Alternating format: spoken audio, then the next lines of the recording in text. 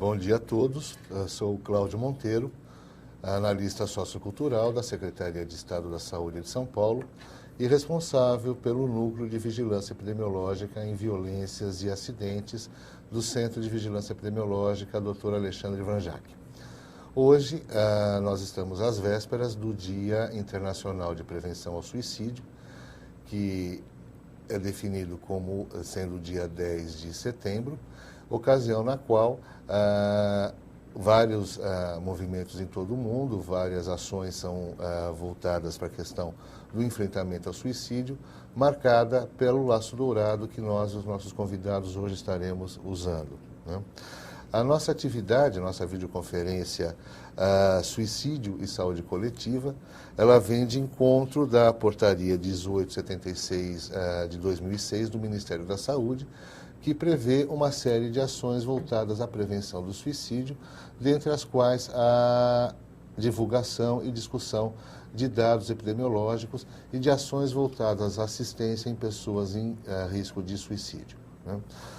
A nossa videoconferência vai ser composta de 2 blocos, no qual o primeiro nós teremos a presença da doutora Gisélia Camini Wolff Pintinato, que é médica pela Santa Casa de São Paulo, especialidade em psiquiatria pela Santa Casa de São Paulo, médica psiquiatra do Hospital do Servidor Público Estadual e do Hospital das Clínicas de São Paulo da Faculdade de Medicina da Universidade de São Paulo. No segundo bloco, nós teremos as psicólogas Kátia Xerix e Gleise Salles Aria, que vão estar dando continuidade às exposições dessa manhã. Antes de nós passarmos a palavra à doutora Gisele, nós gostaríamos de, primeiramente, estar problematizando, expondo alguns dados referentes ao suicídio no mundo e no Brasil. Lembrando que hoje, dia 9 de setembro, estamos às vésperas, obviamente, do dia 10 de setembro, que é o Dia Internacional de Prevenção ao Suicídio. No mundo todo, nós temos variadas taxas de mortalidade por suicídio, né? Sendo que são registrados cerca de 1 milhão de suicídios ao ano, com taxas variáveis de incidência de acordo com vários países e os continentes. As maiores incidências de óbitos por suicídios estão na Europa, nos países do leste europeu e no norte da Ásia, como pode ser visto, parte da China, Japão, países da antiga União Soviética, né?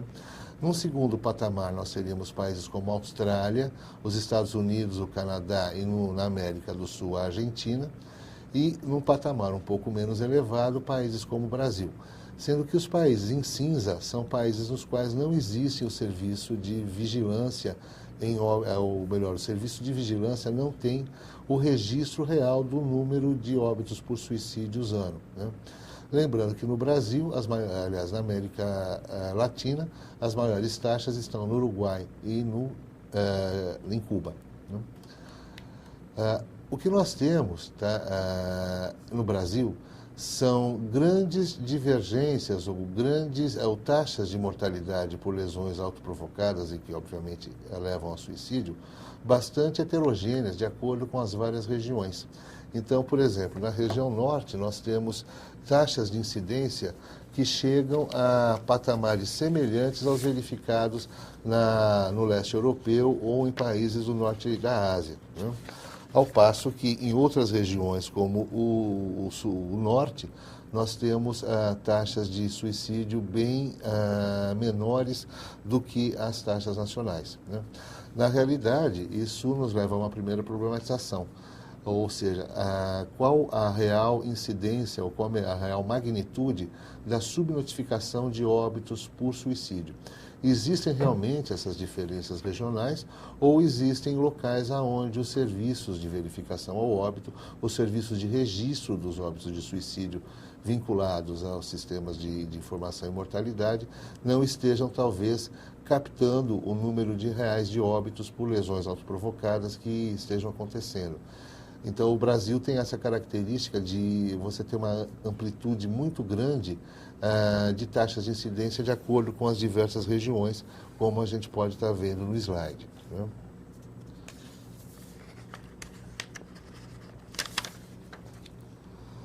Se nós formos ver, né, especificamente no estado de São Paulo, Esse é um dado bastante interessante, onde nós procuramos estar relacionando o percentual de casos de suicídio havidos por sexo, tá, no ano de 2011, com o percentual dos casos notificados de lesões autoprovocadas por sexo também no mesmo ano de 2011. Então, do total de 719 óbitos por suicídios havidos, 21% foram em mulheres e 79% em homens. Quando nós transpomos essa análise para as lesões autoprovocadas, a gente percebe claramente uma inversão no percentual por sexo, né? Do total das 2.047 lesões autoprovocadas notificadas no estado de São Paulo no ano de 2011, inversamente nós tivemos 38% em homens e 62% em mulheres, né? Isso leva à conclusão, ou leva, vamos dizer assim, à consideração de que os homens cometeriam mais suicídios e as mulheres tentariam mais suicídios, né? Um dado que é interessante nessa consideração é que, se nós formos ver o meio escolhido, na realidade, os homens preferem meios mais letais do que as mulheres. Então, o óbito por suicídio entre os homens, ele é caracterizado por meios mais agressivos, mais letais, principalmente o enforcamento ou a utilização de arma de fogo. Ao passo que as mulheres preferem, ou enfim, cometem as lesões autoprovocadas através de meios menos letais, como principalmente envenenamento através de ingestão de produtos químicos, produtos de limpeza ou mesmo medicamentos, ou através de automutilação, como secção dos pulsos, né? Ou seja, formas nas quais a reversibilidade da intenção suicida ela é maior. Existe uma probabilidade maior da pessoa vir a ser socorrida e não vir a falecer. Enquanto os homens, existe essa predileção, vamos dizer assim, por meios mais letais, né? Se nós formos ver, né, como tem sido a faixa etária mais vulnerável, vamos dizer assim, a cometer suicídio, nós temos assim que o Brasil se enquadra na tendência mundial, ou seja, né, os homens cometem mais suicídios do que as mulheres. A linha azul da parte de cima representa as taxas de mortalidade de suicídio entre os homens, a linha inferior entre as mulheres e a linha tracejada do meio é do total, ou seja, a mediana entre ambos os sexos. Então nós vemos que existe assim uma preponderância muito grande de suicídios entre o sexo masculino e concentrados principalmente na faixa etária que vai dos 20 até aos 50 anos. Ou seja, naquela fase da vida definida como o adulto jovem ou o início da maturidade. E isso insere o Brasil numa tendência mundial. A própria Organização Mundial de Saúde, hoje em dia, reconhece a existência de uma pandemia, né, de suicídios no mundo, e que acomete justamente esse grupo populacional, homens a partir da adultos jovens e na primeira instância da maturidade, ou seja, mais especificamente dos 20 aos 50 anos.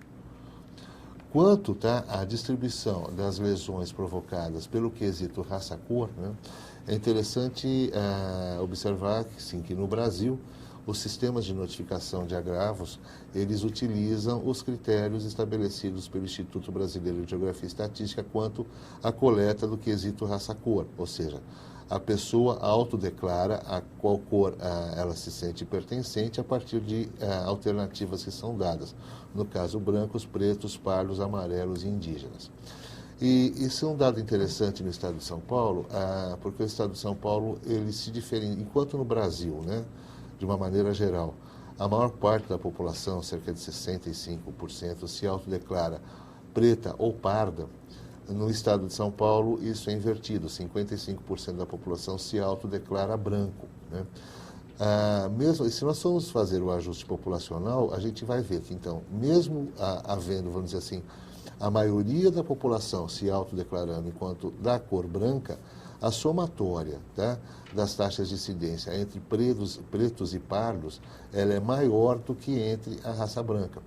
E aí a gente poderia estar perguntando se essa vulnerabilidade ela não estaria associada às condições, vamos dizer, sociais, né, as quais, historicamente, esses dois grupos populacionais vêm enfim, vem sofrendo em relação aos demais, né?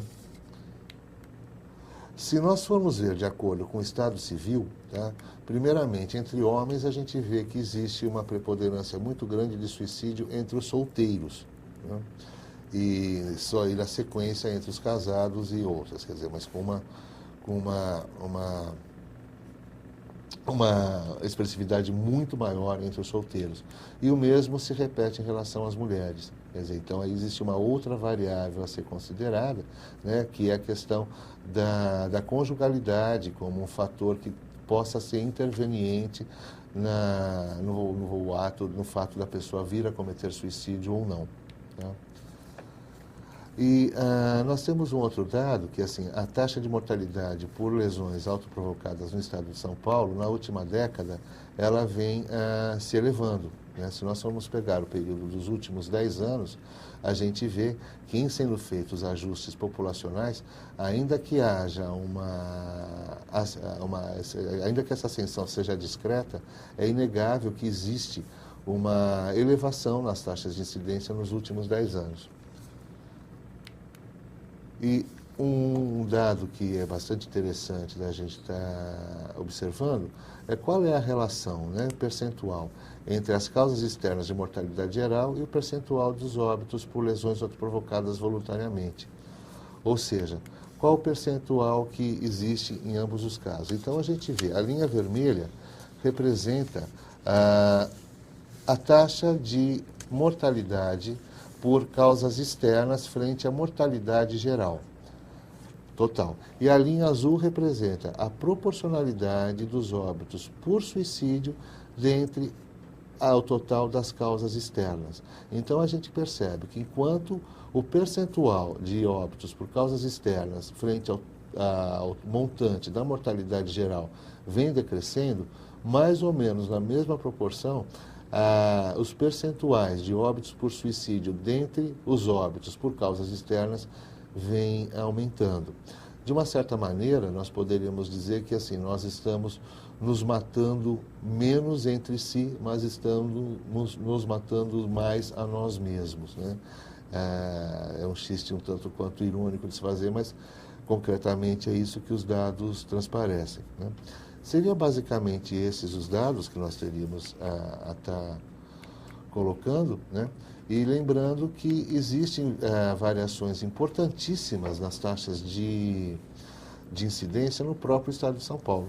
Aí, nesse mapa que está sendo projetado, nós temos uma variação de taxas, né, de óbitos por suicídio que vão desde 0 até municípios que apresentam uma taxa de incidência superiores a 40 óbitos por suicídio a cada 100 mil habitantes, o que leva enfim, a taxas de incidência ainda superiores dos maiores países do mundo, como a gente viu no começo da apresentação, países do norte da Europa e países do leste europeu.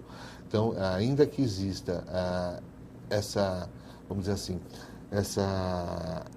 que os óbitos por suicídio ainda não representem, tá, patamares tão elevados como em outros países no estado de São Paulo, existem essas diferenças regionais importantíssimas a serem consideradas.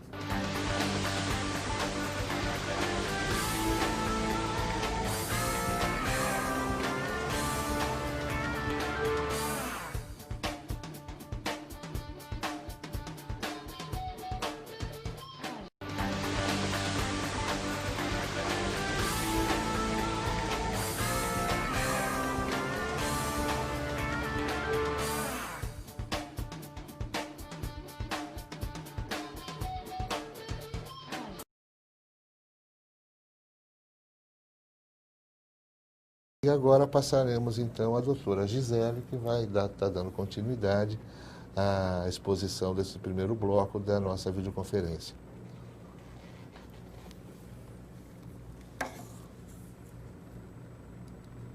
Bom dia. Eu gostaria de conversar com vocês sobre a abordagem do paciente com risco suicida. No primeiro momento, eu gostaria de definir o que é o comportamento suicida. O comportamento suicida é um contínuo que engloba desde os pensamentos autodestrutivos, passando por gestos e atitudes até a chegada do suicídio em si. O que eu quero salientar com essa definição é que existe um período entre o primeiro pensamento suicida e o ato realizado. E é nesse período que nós podemos e devemos agir, intervir. Só ressaltando ainda mais a importância do tema, eu trouxe alguns dados da OMS de que a cada 40 segundos ocorre um suicídio no mundo e cada 3 segundos uma tentativa ocorre no mundo. Então, são números bastante alarmantes, né? Ressaltando ainda mais a importância da prevenção do estudo do suicídio. Outro dado bastante importante é que de 60% a 75% dos pacientes procuraram um médico de 1 a 6 meses antes de cometerem suicídio. Então, isso nos mostra que existe um tempo relativamente grande em que a gente pode intervir. A pessoa, de alguma maneira, ela traz uma alteração de comportamento, ela solicita ajuda. Não necessariamente é com o médico psiquiatra, pode ser com o médico de outras especialidades, pode ser com o familiar, pode ser com o vizinho ou na igreja, mas em algum momento ela dá algum sinal, solicita ajuda. Outra informação bastante importante é que 90% dos pacientes avisam da tentativa de suicídio. 90%. Então, praticamente todos. Os que sobram acabam sendo mais as tentativas de suicídio por questões passionais ou pessoas com personalidade mais impulsiva. O Cláudio já falou, mas só reforçando ainda mais, né, sobre o perfil da população com risco suicida. As mulheres tentam mais e os homens conseguem mais. Isso daí é um dado clássico, né? As mulheres têm mais tentativas e os homens acabam conseguindo de uma maneira mais eficiente por conta dos meios que o Cláudio já falou. As mulheres acabam utilizando meios em que há a possibilidade de resgate. Então, por intoxicação, por medicação ou por algum produto de limpeza. E os homens costumam escolher meios mais violentos em que não há a menor possibilidade de resgate, como arma de fogo ou se atirar de uma grande altura e tudo mais. Outro dado bastante clássico é que a faixa etária é acima dos 45 anos. Mas eu faço um parêntese de que esse perfil vem mudando, como o Cláudio falou. Os mais jovens também, na população mais jovem, também há um aumento do suicídio. Outro fator é a falta de relacionamento, um relacionamento estável. Então, normalmente são pessoas ou separadas, ou divorciadas, ou solteiras. Nos extremos da condição socioeconômica, são os extremos, são os mais ricos e os mais pobres. Na maioria das vezes, pessoas que não possuem qualquer tipo de crença ou religiosidade, uma religião, não tem qualquer tipo de crença. E isolados socialmente. Isolados socialmente não frequentam nenhum tipo de grupo da comunidade, uma igreja, um clube, não tem nenhuma rede social. Fatores psicológicos, eu ressalto uma perda recente, então é muito comum após um luto, a perda de um familiar. Um momento de instabilidade familiar, uma separação conjugal, por exemplo. E também um quadro clássico em datas importantes. É muito comum no final do ano, Natal, Ano Novo, as pessoas acabarem se lembrando de familiares que já se foram e se angustiarem mais e tentarem o suicídio. Traços de personalidade, a impulsividade. Pessoas impulsivas têm maior risco, né, no momento de desespero, tentarem o suicídio. Antecedente psiquiátrico na família. Doenças psiquiátricas, com destaque para o uso de substâncias, né? Antecedente familiar de doenças psiquiátricas e suicídio também. Todo esse antecedente familiar e pessoal de doença psiquiátrica é um grave fator de risco para suicídio. Tentativa pregressa de suicídio, porque os dados mostram que uma pessoa que tenta suicídio uma vez, dentro de um ano ela tentará novamente. Então, se uma pessoa já tentou, ela é uma população de risco, faz parte da população de risco. E também doenças incapacitantes, crônicas, dolorosas, né? E daí a gente destaca essa necessidade do cuidado se você está avaliando uma pessoa, um médico, um enfermeiro, a equipe de saúde está avaliando um paciente, tem que, por exemplo, dar a notícia do diagnóstico de uma doença grave, crônica, né? Tem que existir todo um cuidado, porque muitas pessoas acabam tentando suicídio por saberem o diagnóstico de uma doença crônica ou por uma amputação de um membro, por exemplo, a perda de uma visão, né? São situações muito angustiantes. Eu gostaria de conversar agora um pouco sobre os mitos sobre o comportamento suicida. O primeiro mito é que pessoas que falam sobre suicídio não representam perigo, pois apenas querem chamar a atenção. É muito comum esse pensamento de que as pessoas pensam, puxa, mas se ela chegou a falar, é que ela não vai realmente praticar, né? Que quem realmente quer se matar não vai avisar ninguém. Isso daí, como a gente já viu, não é verdade, porque 90% das pessoas que tentam suicídio acabam informando para alguém, alguma pessoa próxima. O segundo mito é que o suicídio é um ato impulsivo, sem aviso, e por isso não pode ser evitado. Isso também não é verdade, que a minoria é um ato impulsivo, a maioria é sempre algo planejado, que a pessoa está planejando há 6 meses, 8 meses antes, muito tempo antes. Então, também não é uma coisa a ser seguida, né? O mito número 3 é que os suicidas estão realmente decididos a morrer e, por isso, qualquer ajuda é em vão.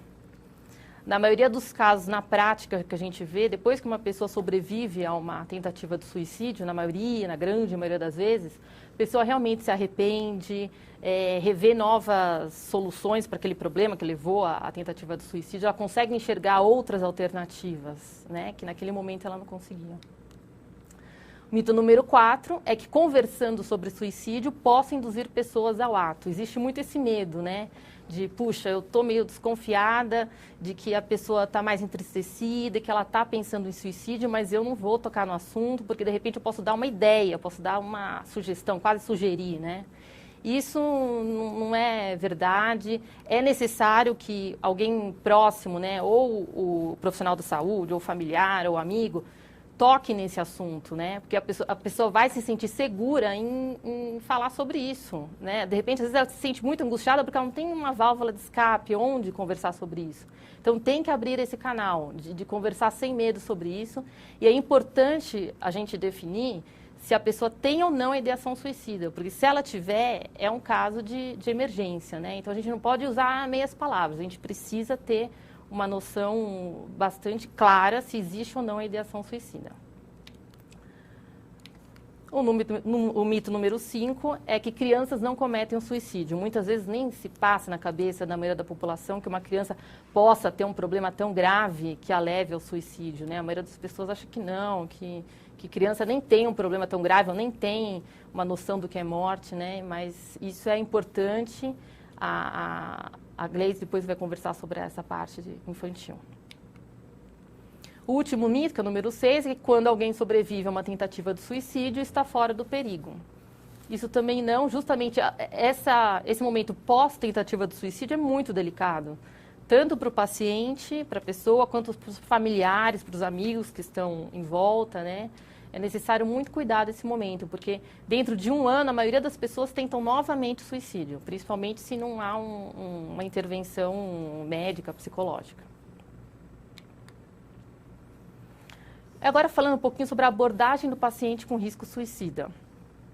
Nessa abordagem, é necessário que você procure um lugar tranquilo, reservado, que a pessoa sinta bastante à vontade para conversar sobre o que ela quiser, que você se mostre bastante disponível, né, em relação ao tempo, você esteja completamente disponível a ela, esteja calmo, dê apoio, não faça juízo nem julgamentos, principalmente essa questão religiosa, moral, né, que ali a pessoa, se ela achou que a única solução foi a tentativa do suicídio, né, ela achou que o suicídio era a única solução, ela já está cheia de culpa, né. Então, não é o momento de você criar juízo, julgamentos, é o momento de você ouvir. É uma abordagem muito mais passiva, de você ouvir e se mostrar disponível àquela pessoa. Reforçando novamente, escutar atentamente o que a pessoa está falando, né? Encorajar que ela fale de si mesma, tudo que ela achar importante. E nesse momento também é importante que não se perca o foco, né? Que se converse apenas se fale apenas do problema que ela trouxe a você. Não procure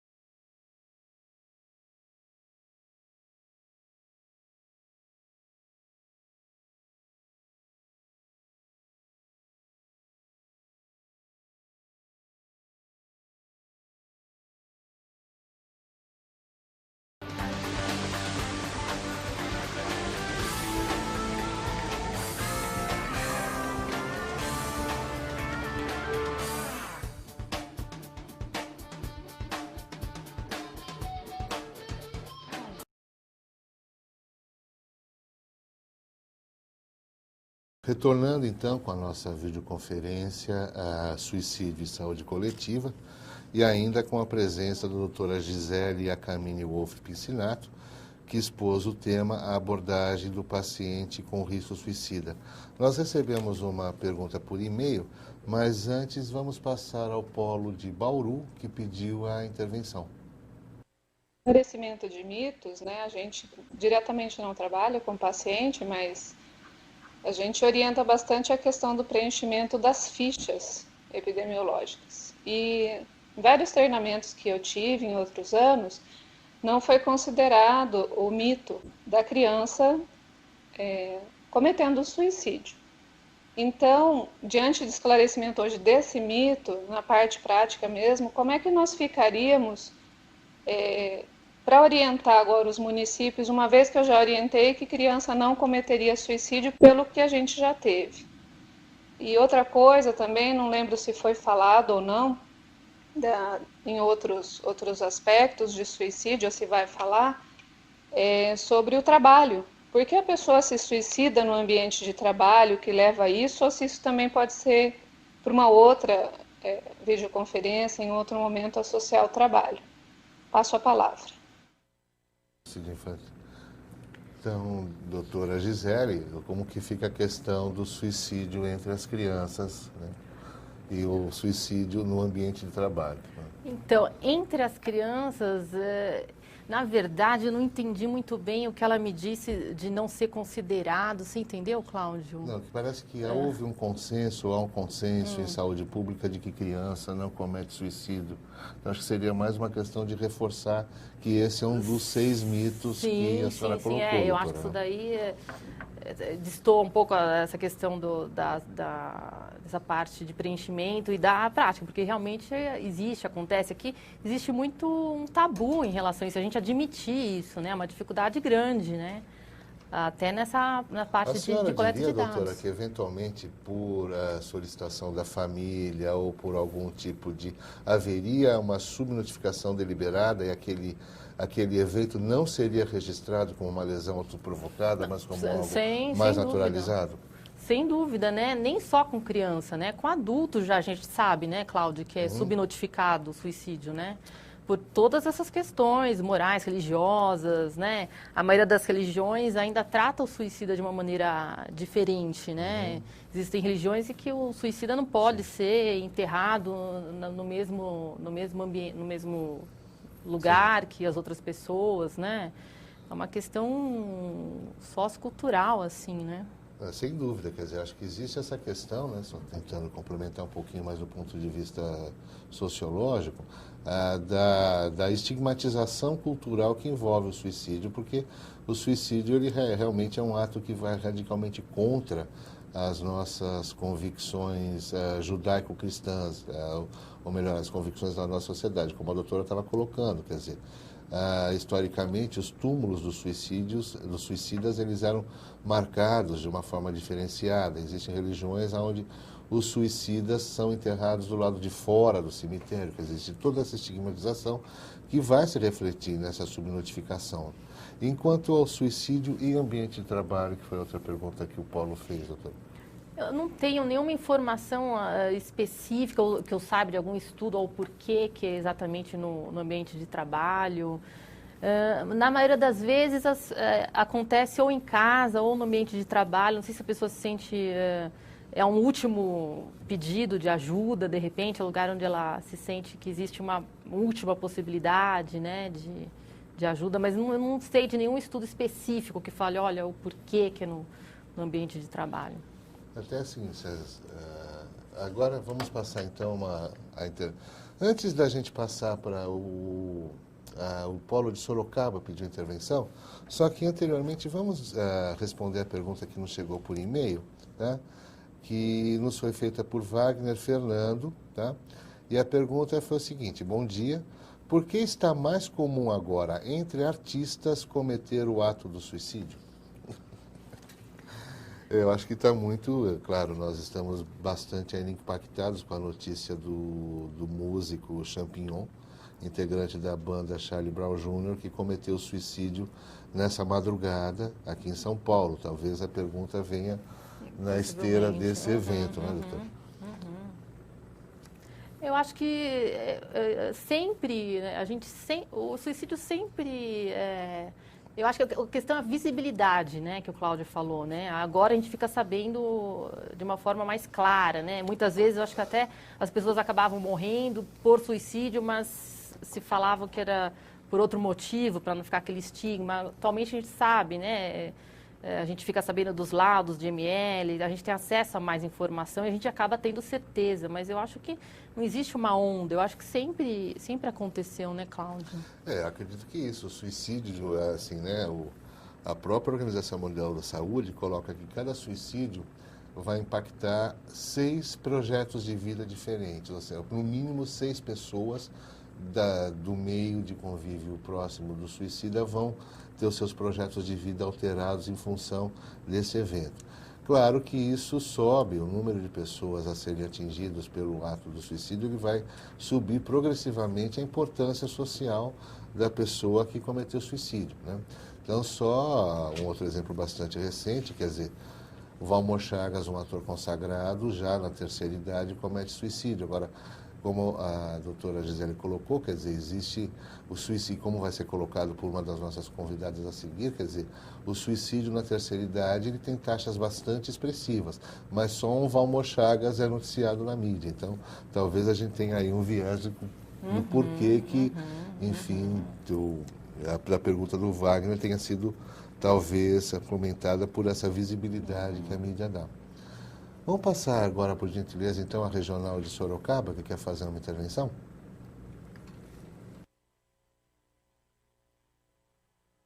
Bom dia, Cláudio. Bom dia, doutora Gisele.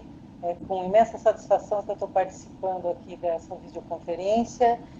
E uma das minhas dúvidas da palavra da doutora Gisele, quando ela fala sobre fatores de proteção, né? O que eu noto, assim, deixa eu só colocar uma coisa antes. Eu sou interlocutora de violências do GVA Sorocaba. E o que eu noto, uma dificuldade muito grande, quando se fala em suporte familiar, que inclusive acaba dificultando a notificação, né? Que existe uma rejeição muito grande da família no acolhimento desse paciente. Então tem todo um estranhamento e essa família acaba negando muito essa questão. E a questão da vida social satisfatória. Normalmente são pessoas de renda financeira baixa, com dificuldades até de pensamento, de significados. E eu gostaria que a doutora, se possível, falasse um pouquinho mais sobre isso. Passo a palavra.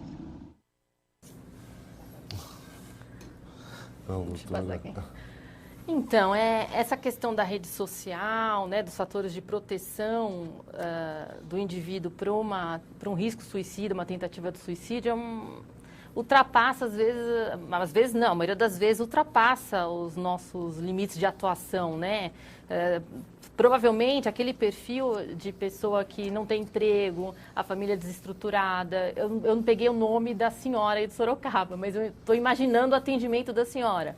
Pega aquela pessoa que não tem emprego, que é uma família desestruturada, né? Não tem apoio nenhum, né? É difícil, essa pessoa vai estar em risco. E como que a gente vai trazê-la para um fator de proteção, para ter um fator de proteção? É difícil, né? Não tem como muita gente...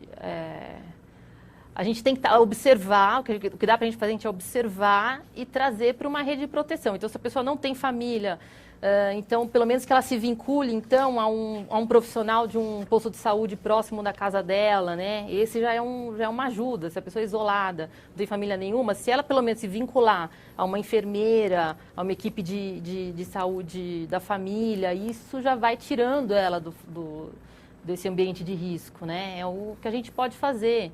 Ou, de repente, associá-la a alguma atividade da comunidade onde ela vive, né? Mas eu entendo que esse fator de risco é bem difícil de ser controlado, né? Sim. De ser Com anulado, né? Bom, chegaram várias perguntas aqui dirigidas à doutora Gisele, então A primeira delas, Ana Cláudia, sou enfermeira e trabalho com doenças de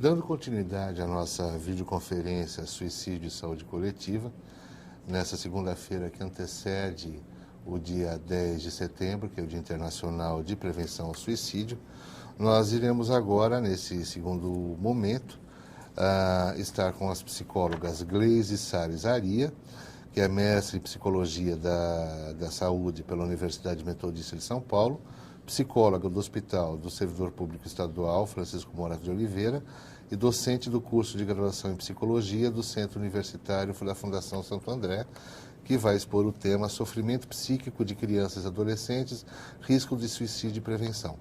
E também com a psicóloga Kátia Cherix, da Universidade de São Paulo, mestre em Psicologia pela Universidade de São Paulo, com especialização em Psicopatologia e Saúde Pública pela Faculdade de Saúde Pública da USP, e com curso de Psicogerontologia pela PUC de São Paulo. Ela é psicóloga do Hospital do Servidor Público Estadual e acompanhante terapêutica de idoso. Então, nesse primeiro momento, a psicóloga Gleise Salles Arias, que vai expor sofrimento psíquico de crianças e adolescentes, risco de suicídio e prevenção. Bom dia a todos. Eu acho que o tema é importante, né? A gente já percebeu aqui no primeiro bloco da nossa videoconferência que esse tema é um tema polêmico. O tema suicídio, no geral, já é polêmico. Quando a gente fala do sofrimento da criança e do adolescente, então, eu acho que a gente está falando de uma questão que fica mais difícil ainda de compreensão. Então, por isso que a gente vai falar um pouquinho a respeito disso. Então, as crianças e os adolescentes, né, sofrem, existe o sofrimento psíquico de criança e adolescente, e muitas vezes nós não sabemos, talvez, como lidar com isso, ou até mesmo reconhecer, né? Então, o adulto, muitas vezes, até talvez sem intenção, diminui e menospreza o sofrimento psíquico das crianças e dos adolescentes. Então, a gente pode pensar em falas do tipo, quando você crescer, você vai ver o que é problemas, né? Então, assim, a criança, ela brinca, a criança, ela está em fase de desenvolvimento, em fase de escola, então é como se ela tivesse, se os problemas do adulto muitas vezes fossem maiores do que os problemas das crianças. Então, as crianças sofrem com conflitos que são próprios da sua etapa de desenvolvimento, assim como também o adolescente, né? Então, não existe sofrimento maior ou menor, né? Existem sofrimentos adequados, então, sofrimentos que dizem respeito à etapa que o indivíduo, a etapa de desenvolvimento, então, do indivíduo em questão, tá? Muitas vezes a criança, né, que tem algum sofrimento psíquico importante, ela chega no consultório de psicologia, ou ela chega ao atendimento por meio de outros sintomas, né? Então, é a criança que tem dificuldades na escola, a criança que está com dificuldades, né, o comportamento mais agressivo, muitas vezes a suspeita, talvez, né, de uma questão relacionada ao desenvolvimento cognitivo, e a gente percebe que muitas vezes essas dificuldades, elas são sintomas, e sintomas que denunciam para a gente talvez um sofrimento psíquico mais importante, né? Então, a criança, ela encontra formas de mostrar para a gente, então, que ela está precisando de ajuda, que ela precisa de atenção, tá? Bom, para a gente pensar um pouquinho, então, nessa questão da criança, eu acho que já é difícil falar do suicídio, né? Porque antes disso, é difícil pensar na relação que a criança mantém com a morte, né? Então, existe um tabu relacionado à temática da morte, tá? Num geral, e a gente pode pensar que quando a gente fala da criança, então isso fica mais difícil ainda, tá? Então, muitas vezes o adulto se silencia, né, quando o tema da morte está em questão. Então, o silêncio do adulto, ele pode causar sentimentos de desamparo aí pela criança, tá? A criança vive tudo o que acontece, então, ao seu redor, tá? Então, ela vivencia, sente tudo o que está acontecendo com a família e tudo o que está acontecendo com os entes queridos, né? Então, nesse sentido, quando acontece um falecimento na família, ou mesmo, né, no grupo aí que a criança faz parte, na comunidade, a criança, então, vive isso, né? O adulto se silenciando ou não. Então, é muito importante que a gente possa tratar da morte, né, como um tema um pouco mais natural, né? Porque a gente sabe que a morte faz parte da vida, né? Então, a criança, ela está vivendo essa situação, o adulto falando disso ou não. Então, ter esse canal de comunicação, abrir essa questão é muito importante, tá? Como a gente está falando, então, a morte faz parte da vida. A criança representa o contato que ela mantém, então, com essa temática da morte, né? Porque se existe vida, existe algum nível, algum tipo de contato com a morte, né? Então, muitas vezes, a criança representa nas brincadeiras, nos jogos, nos desenhos. Então, assim, formas de expressão que são próprias da criança, que são próprias da sua etapa do desenvolvimento, tá? A noção que ela tem de morte, então o conceito de morte também diz respeito à etapa de desenvolvimento. Então, né, conforme a criança vai se desenvolvendo, isso vai mudando, tá? E aqui a gente está falando tanto do conceito de morte de si mesmo, quanto da morte do outro. Bom, vamos pensar um pouquinho, então, em como que a criança compreende a morte, né, em diferentes fases aí, né, em diferentes idades. Tá? Então, a compreensão de morte, tanto cognitiva quanto afetiva, ela muda, né? Ela vai se desenvolvendo conforme a criança se desenvolve, conforme o desenvolvimento cognitivo e afetivo da criança. Então, a gente pensa que até os 4, 5 anos existe já algum tipo de relação com essa temática, mas a criança ela distingue pouco os objetos inanimados dos animados, né? Então, existe pouca distinção entre, né, o brinquedo, né, e o desenho animado, né? Então, a gente pode pensar que a criança vai perceber, mas ela ainda não tem tanta noção, principalmente da irreversibilidade da morte, né? Então, muitas vezes, e a gente vê isso até representado nos próprios desenhos infantis ou coisas nesse sentido, né? Então, nem sempre a morte é vista como irreversível, mas já existe algum tipo de contato, sim. Dos 6 aos 11 anos, né, aqui a gente percebe uma fase em que a criança já tem noção da irreversibilidade, tá? Mas ela relaciona sempre a morte à imobilidade do corpo, né? Então, assim, é o sono eterno, dormiu para sempre, ou coisas nesse sentido, né? Aqui a criança vive uma fase muito concreta, então ela busca causas muito concretas para a morte. Então, se o indivíduo morreu, se a mamãe morreu, foi porque ela fez alguma coisa, porque ela comeu uma comida errada, né? Então, aqui a relação é muito concreta. E a criança busca explicações concretas para essa morte. A partir dos 11, 12 anos, então aqui a gente já vê o início da adolescência, então o indivíduo já tem condições de uma compreensão um pouco mais elaborada da morte, né? Então ele já percebe a irreversibilidade, a universalidade da morte, então que todos passarão por isso, tá? E também ela relaciona já a morte à não funcionalidade do corpo, né? Então não fica só essa relação tão concreta, então essa questão da não funcionalidade do corpo já é considerada. Então, aqui o indivíduo já consegue dar explicações, né, mais lógicas, lógico-categóricas, então, para a morte, tá? Então, aqui a gente pode pensar um pouquinho nas diferentes fases aí, né, de como que a criança e o adolescente vai se desenvolvendo para tratar desse tema morte. Toda morte, aliás, toda situação de perda gera no indivíduo, então, um luto, né? Nós chamamos o luto de reação à perda, mais especificamente aqui na nossa temática, reação, então, à morte, tá? Então, toda perda gera um processo de luto, um processo, então, um período, então, que vai ser, né, que tem muitas características psicológicas especiais, como tristeza, um certo retraimento, tá? E a gente pensa que a fase inicial desse luto, então, diz respeito, né, está recheada de sentimentos de negação, tá? Então, muitas vezes, frente à situação da perda, frente à situação da morte, o que nós sentimos inicialmente? Não acredito que isso está acontecendo comigo, que isso aconteceu, então não pode ser verdade, coisas nesse sentido. Então, a negação, ela é natural. A criança está sentindo, então, né, está vivendo esse luto e está vivendo a negação. Quando o adulto reforça essa situação da negação com o seu silêncio, né, então a criança se sente muito frustrada e muito angustiada. A criança se sente muito solitária frente a tudo isso, né? Então, o silêncio do adulto muitas vezes reforça a situação da negação da criança, tá? Bom, pensamos um pouquinho então na morte, a questão do luto, né? Vamos olhar agora para essa temática do suicídio, tá? Acho que no primeiro bloco, né, muitas pessoas perguntaram a respeito da notificação dos casos, né? A literatura, a psiquiatria infantil diz pra gente, então, que provavelmente existe uma subnotificação de casos, né, de suicídio infantil, tá? Tanto por questões, muitas vezes, de solicitação da família, né, aí na causa mortes, quanto, muitas vezes, a dificuldade da própria equipe de saúde em entender o que aconteceu, a causa mortes, né? Então, nesse sentido, a gente imagina que existe, sim, uma subnotificação de casos, tá? A avaliação do caso de suicídio aqui da criança, ela tem que ser muito ampla, tá? Quando a gente fala tanto da criança quanto do adolescente.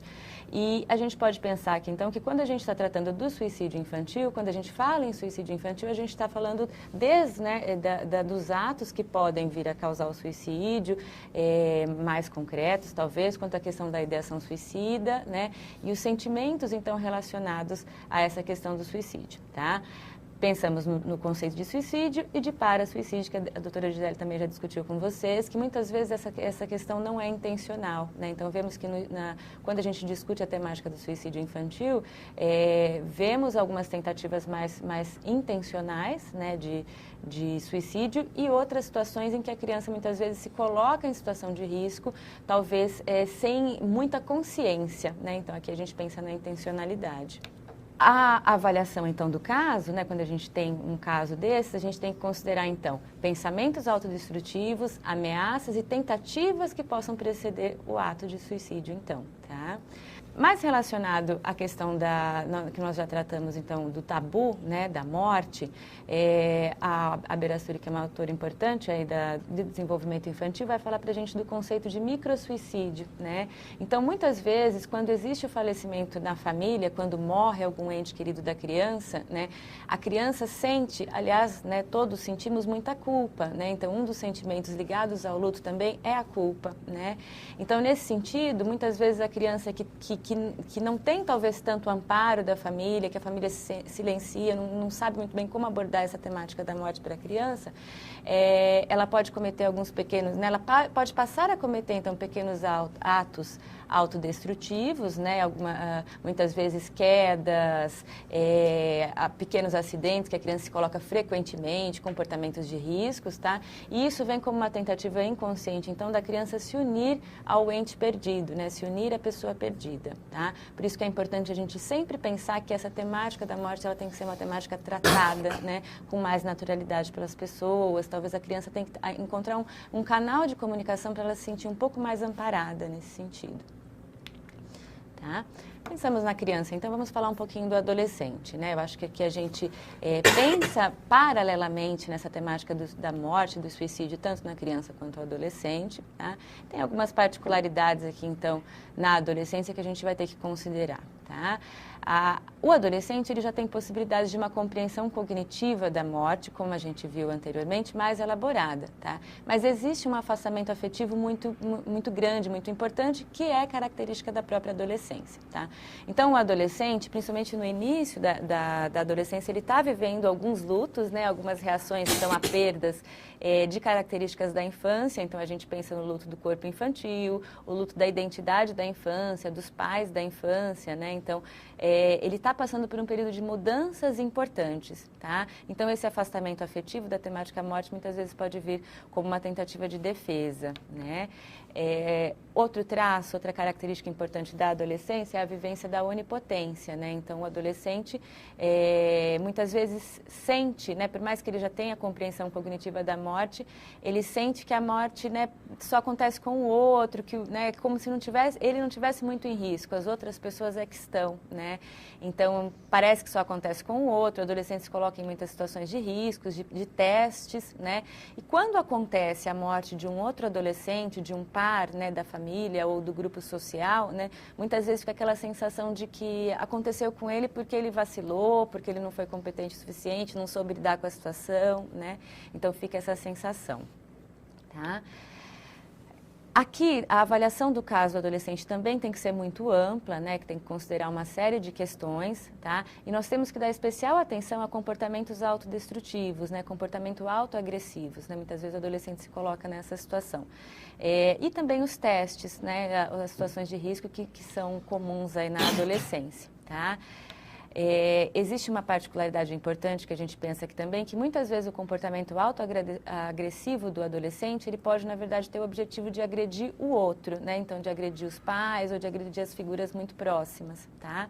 E também a gente tem que pensar aqui na avaliação psiquiátrica e psicológica mais ampla, porque a gente sabe, como a doutora já trouxe pra gente, que comorbidades psiquiátricas, então, né, que algum traço psiquiátrico mais importante pode aumentar o risco de suicídio, tá? E isso é uma dificuldade, porque a gente sabe que a criança e o adolescente, né, o diagnóstico de um transtorno psiquiátrico tem que ser feito de uma forma muito cuidadosa, né, porque a gente sabe que tem algumas características da adolescência importantes aqui e que talvez em qualquer outra fase do desenvolvimento fossem vistas de uma forma diferente, né? Então a gente tem que tomar cuidado com esses diagnósticos. Tá? Acho que outra questão importante para a gente tratar também é o apoio à família, né? Todo caso atendido, né, em psicologia da criança e do adolescente, exista, né, a temática do suicídio, existindo o risco de suicídio ou não, sempre é um caso que tem que também agregar a família, né? Então, o atendimento do adolescente e da criança sempre é um atendimento para toda a família, né? E no caso, então, do risco de suicídio, isso fica muito presente, né? Então, a gente tem que envolver a família, mas a gente tem que sempre pensar em respeitar a privacidade do paciente também, tá? Para a gente conseguir acessar essa temática do suicídio, para que o paciente possa se sentir à vontade para falar com a gente sobre isso, né? Então, ele tem que confiar, né, no profissional. Para a relação de confiança ser estabelecida, então a gente precisa pensar em respeitar a privacidade do paciente, tá? Mas sempre a gente precisa pensar que o apoio à família e o envolvimento da família no atendimento é importante. Tá? No caso, né, do acontecimento da morte, a gente tem que, os profissionais de saúde, então, tem que pensar em respeitar as diferentes características do processo de luto. Então, a família muitas vezes no início se sente, né, nega a situação, como a gente já colocou, sente muita raiva em relação ao que está acontecendo, raiva da própria família, né, de si mesma, talvez por culpa, raiva da equipe de saúde, porque muitas vezes fica a sensação de que essa não conseguiu ajudar. E eu acho que nesse momento a gente vai ter que teremos que ser muito compreensivos e muito pacientes, né, para apoiar a família dentro das coisas que ela está vivendo, então, tá? E outra questão importante para a gente pensar aconteça de fato, né, a morte pelo suicídio ou não, é sempre no trabalho com a família estimular a escuta e o diálogo, né, tanto sobre o tema morte quanto sobre o tema suicídio, tá?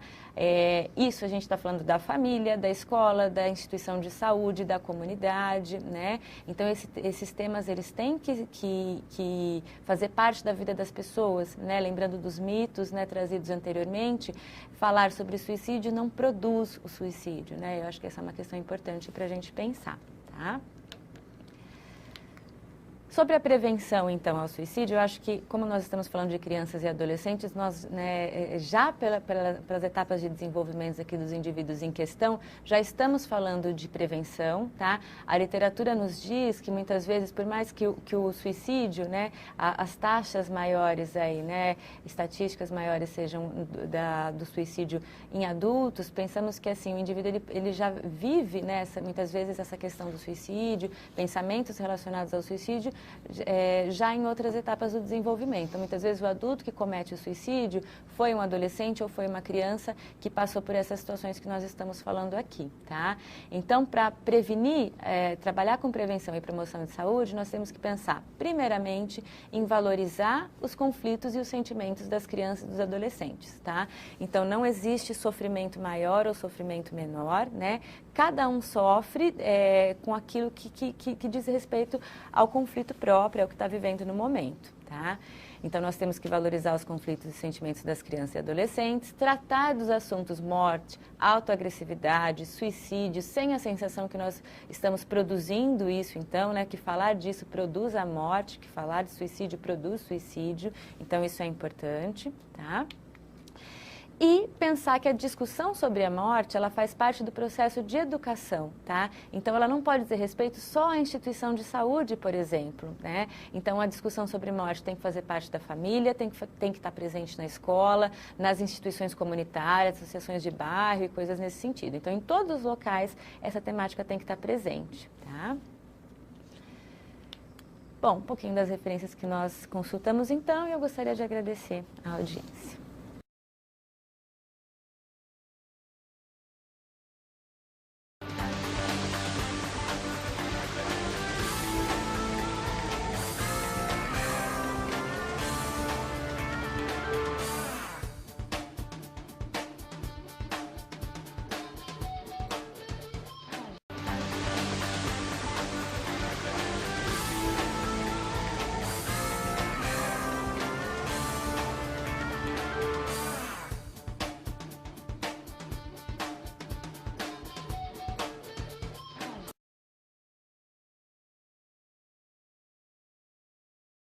Passaremos agora à psicóloga Kátia Cherix, que é psicóloga pela Universidade de São Paulo, mestre em psicologia pela Universidade de São Paulo, especialização em psicopatologia e saúde pública pela Faculdade de Saúde Pública da USP e curso de psicogerontologia pela PUC de São Paulo, e que também é psicóloga do Hospital do Servidor Público Estadual, que vai expor o tema suicídio e envelhecimento. Olá, bom dia. Eu vou falar um pouquinho sobre o tema do suicídio em idosos. Então, esse tema é importante aqui para a nossa discussão, para os setores de saúde, por causa do aumento da expectativa de vida, né? A gente vê aí pelos dados do IBGE que a idade média chegará ao patamar de 81 anos em 2050. Então, quem já trabalha em setores da saúde percebe que a gente tem um aumento muito grande de pacientes idosos, né? E às vezes a gente ainda não tem a capacitação ou informação necessária para estar lidando com esse tipo de paciente. Então, os dados mostram que duplicou o número de suicídios, né, na população com mais de 65 anos entre 2000 e 2008. E que no mesmo período o crescimento da população idosa só aumentou 17%. Então, teve um aumento importante do suicídio na população de idosos. O envelhecimento ele é um fenômeno biopsicossocial e vem sendo estudado de forma interdisciplinar, né? Então, é um fenômeno complexo que tem que ser estudado por muitos profissionais. No imaginário coletivo, ser velho é não ser mais jovem. O velho é aquele que perdeu os aspectos positivos da juventude e muitas vezes ele se sente marginalizado e contaminado pelo estigma social, né, que coloca ele num lugar de desvalorização. Hoje a gente vive numa sociedade pós-industrial capitalista que valoriza o ser humano por sua produção ou força de trabalho e pela sua possibilidade de estar consumindo, né? Então, quanto mais dinheiro você ganha, mais importante você é.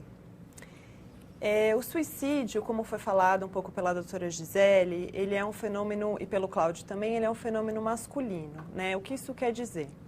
Quer dizer que as estatísticas de mortes mostram que os homens são as maiores vítimas e perpetradores de violência, inclusive de suicídio. E na população de maiores de 60 anos, que são os idosos, a gente encontra esses mesmos dados, né? O mesmo fenômeno.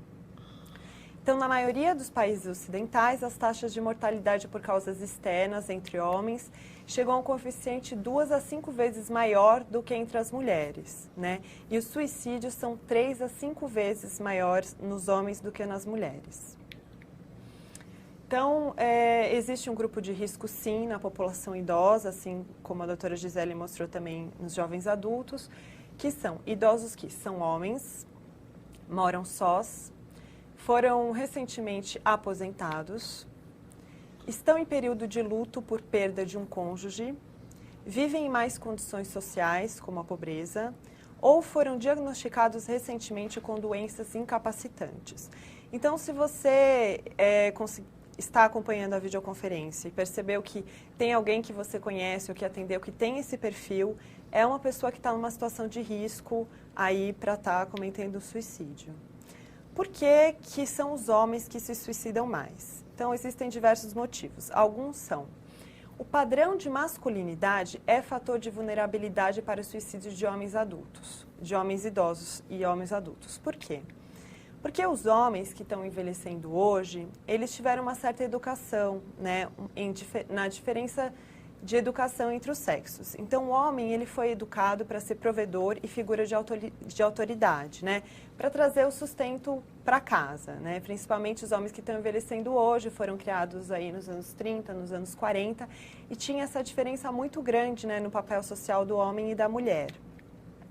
Então, para eles, o processo de envelhecimento é mais difícil que para a mulher, né? O sentido da vida deles era trabalhar e isso fazia eles se sentirem úteis. E com a aposentadoria existe uma ruptura muito grande nesse sentido da vida, né? Os homens também apresentam maior dificuldade em lidar com limitações e têm dificuldade de aceitar a perda da autonomia e da independência. Eles não querem ser cuidados, né? Para eles ficarem numa posição de ser cuidados por outra pessoa é muito mais difícil do que para a mulher, né?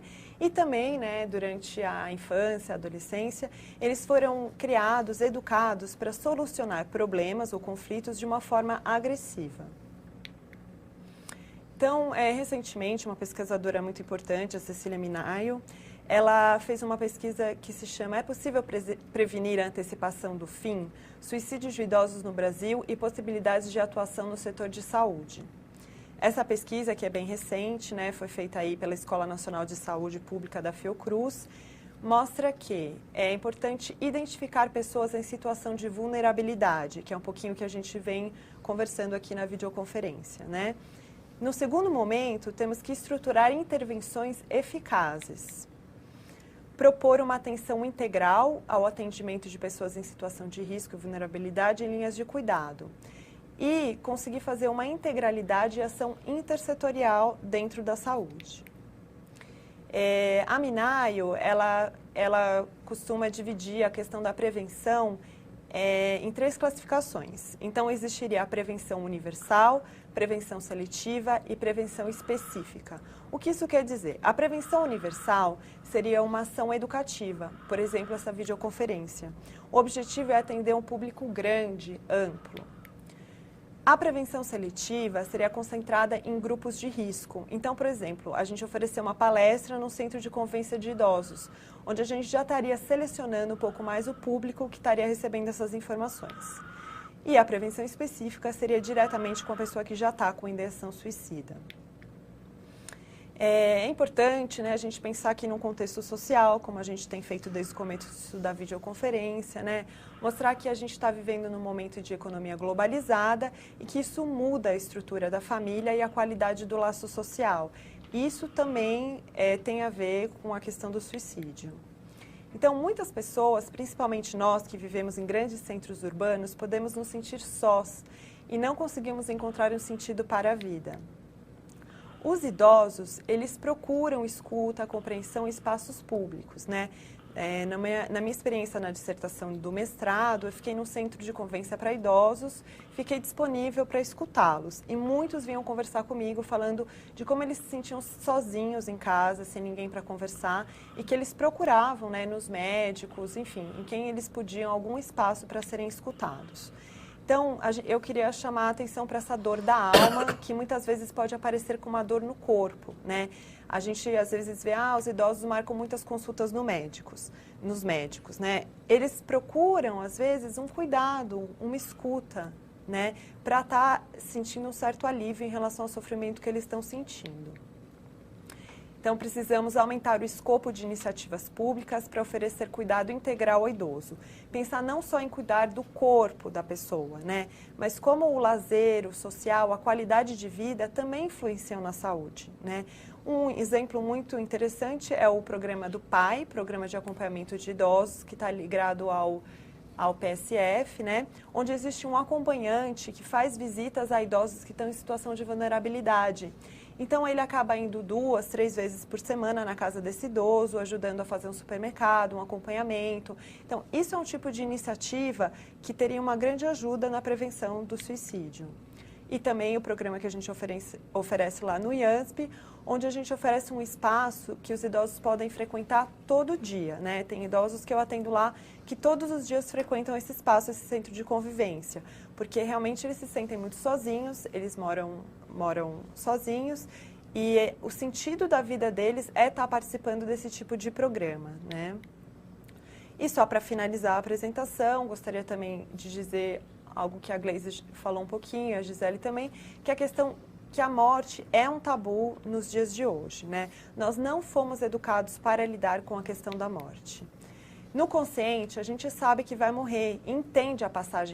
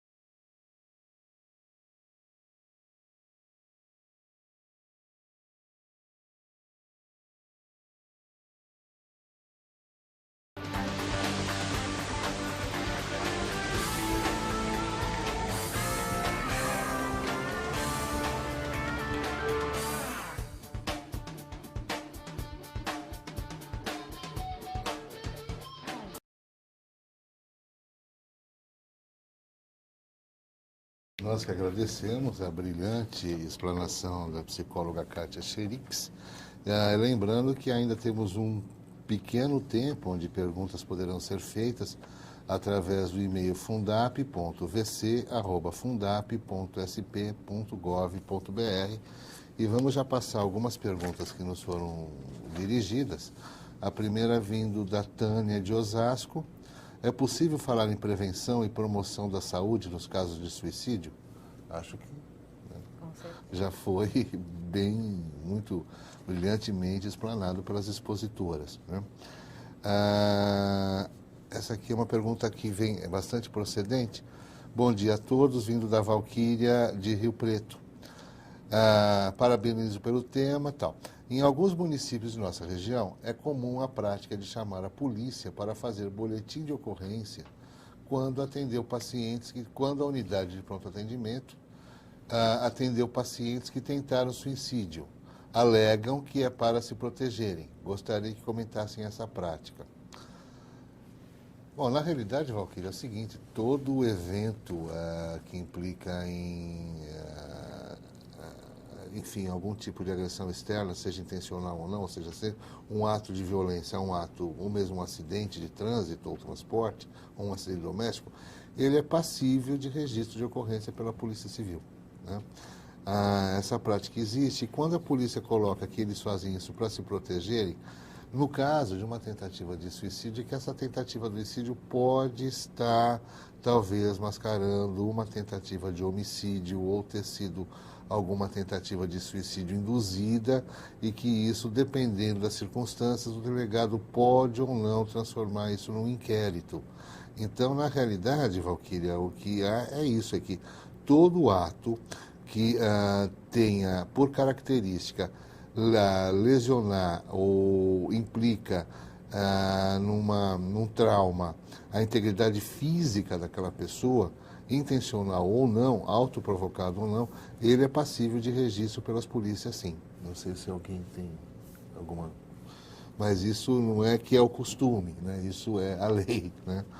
Bom, uma outra questão que nos chegou era bastante interessante, que diz do papel da mídia. Ela vem de Camila, assistente social da área de saúde mental de São João da Boa Vista. Gostaria que esclarecesse melhor se é mito a questão da divulgação que a mídia faz, TV, jornal, em relação aos casos de suicídio. Se realmente pode ser outro fator de risco. Olha, Camila, eu não sei se a pergunta... Se a gente está tendo dificuldade de entender a sua pergunta, eu acho que o que nós colocamos, né, no bloco anterior é que, assim, todos esses fatores de risco, eles são inerentes a qualquer pessoa, quer dizer, então as pessoas públicas, formadoras de opinião, as comumente chamadas celebridades, também estão sujeitas a esses fatores de risco e de vulnerabilidade em relação a se cometer suicídio. Agora, é claro que quando é uma pessoa que é formadora de opinião pública, uma pessoa que tem destaque na mídia, esse ato vai ter um destaque na mídia proporcional à importância social dessa pessoa, né? E não que a mídia supervalorize o ato de suicídio. Acho que talvez tenha sido isso que você tenha colocado. Não sei se as meninas querem fazer alguma outra colocação. E aí vai... Pois não. Eu acho que nessa questão, né, da mídia, né, eu acho que sim, as crianças e os adolescentes podem ser influenciados, né, pelo que elas estão vendo na televisão. Por isso que é importante os adultos, né, e os profissionais darem um contorno para essa informação que está sendo divulgada, né? Então, a gente precisa estar falando sobre os motivos que levaram a esse ato, dar um sentido para isso, né, de maneira coletiva, para que essa informação não chegue solta, né, até a criança, ao adolescente, ao idoso. Então, eu acho que é muito importante a gente estar falando sobre esse assunto para poder dar esse amparo coletivo, né, esse contorno para um ato que aconteceu. Acho que outra questão, só para complementar, importante da gente pensar aqui, é que o indivíduo, ele não se suicida, né, só porque aconteceu alguma coisa com ele, ou porque ele perdeu o trabalho, ou coisas nesse sentido, né? Existe um sofrimento anterior, né? Existem questões psicológicas, existe um perfil do indivíduo anterior, né? Então, a gente pode pensar que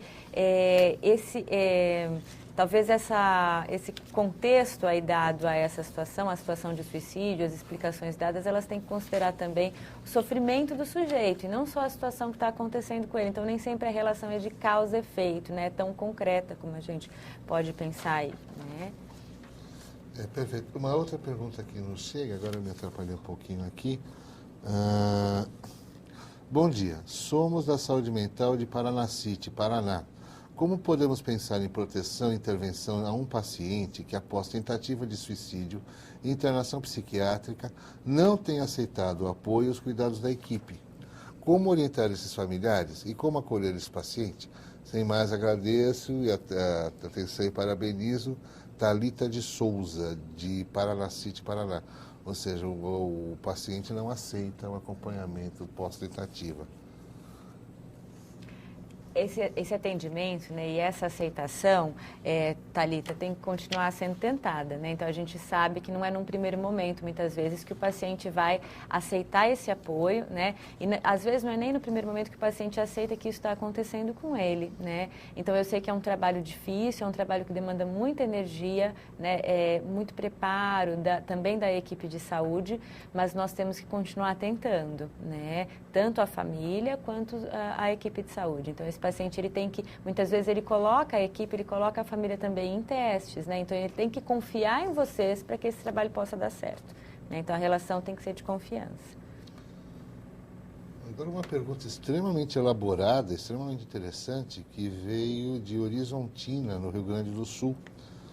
Quem assina é Maria Zoé. E bom dia, a equipe do CAPS 1, ou seja, do Centro de Atendimento Psicossocial, né, de Horizontina, no Rio Grande do Sul. Gostaria de fazer um comentário a respeito do que se percebe sobre o tema suicídio na região de Horizontina. O número significativo de tentativas de suicídio ou tentativas com pessoas de ascendência alemã, com o uso de arma branca, corda, entende-se que o ariano se incomoda com a sujeira, ocorrendo sempre durante o pós-safra, homens, no sentido de se sentirem improdutivos. Estamos assistindo atentamente o debate e agradecemos a oportunidade. Quer dizer, o que ela está colocando é que existiria uma tendência maior da pessoa de acordo com a sua cultura ou a sua etnia, né? Sim, com certeza, né? Tanto o suicídio como a morte são fenômenos culturais e sociais. Então, eles têm uma explicação não só psicológica, né, de um sofrimento individual, mas eles têm um sentido coletivo também, né? Então, com certeza, aí tem uma questão cultural envolvida nesse ponto.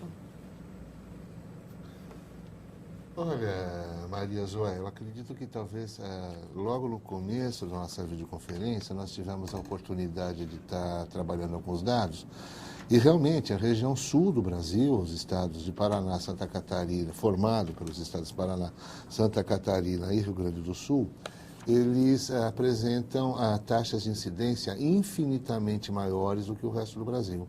Quer dizer, então acho que existe esse condicionante cultural das colonizações alemãs, polonesas ou no norte da Itália, que são muito presentes nos estados do sul, sim, e que talvez elevem as taxas de suicídio a patamares bem maiores que o do Brasil.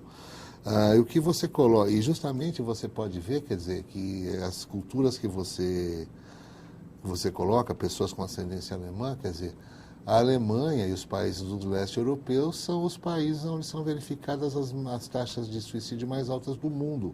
Então, acho que aí talvez tenha esse componente que ajude na sua reflexão. E agora, especificamente, uma pergunta vinda da Tânia Gomes Monteiro para a Gleise. Gleise, por favor, fale mais sobre situações de risco de suicídio que crianças se expõem sem consciência. Boa pergunta. Como que é o nome dela? Tânia. A criança, né, mais especificamente a criança, eu acho que a gente pode pensar nessa questão da consciência que você está falando, né? A criança, ela é muito concreta, né? Principalmente aí na etapa que a gente percebe, a gente chama da etapa escolar, né, do período escolar.